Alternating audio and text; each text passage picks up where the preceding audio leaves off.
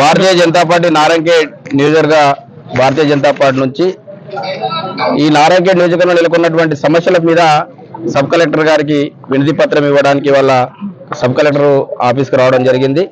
ముఖ్యంగా ఇక్కడ నారాయణఖేడ్ నియోజకవర్గంలో తెలంగాణ రాష్ట్రం ఏర్పడిన తర్వాత 10 సంవత్సరాలు బీఆర్ఎస్ ప్రభుత్వానికి ఇస్తే బంగారు తెలంగాణ బాటలో వాళ్ళు చేసింది ఏం లేదు. మరి వీళ్ళు అభివృద్ధి చేయట్లేదని ప్రజలందరూ కూడా ఇవాళ కాంగ్రెస్ ప్రభుత్వాన్ని మరో గద్దెనెక్కిస్తే కూడా వీళ్ళు కూడా తూతూ మంత్రంగా ఖాళీ పేపర్ స్టేట్మెంట్లకు పరిమితం అవుతారు.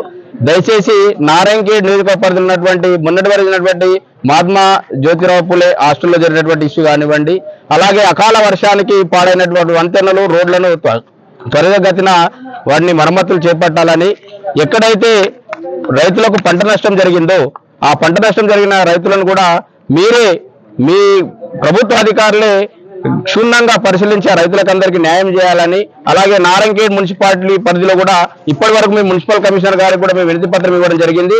కానీ ఎక్కడ కూడా మరి వాళ్ళు అభివృద్ధి పేరిట ఎక్కడ కూడా కనీసము గ్రామాలలో కాలనీలు నడవడానికి రోడ్లు సరిగ్గా లేవు, సీసీ రోడ్లు లేవు.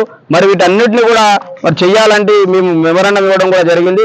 దయచేసి మున్సిపాలిటీకి కోట్లాది రూపాయలు వచ్చినప్పుడు మరి ఆ కోట్లాది రూపాయలు ఎవరి జేబులలో పోతున్నది కూడా జనాలకు అర్థం కావట్లేదు. కాబట్టి వీటన్నిటిని కూడా మరి మార్చాలంటే రాబోయే స్థానిక ఎలక్షన్ లో భారతీయ జనతా పార్టీకి స్థానిక ఎలక్షన్ లో కూడా ప్రజలందరూ కూడా పబ్బం కడితే ఈ రెండు పార్టీలు ఎన్ని రోజులు చూసిరు.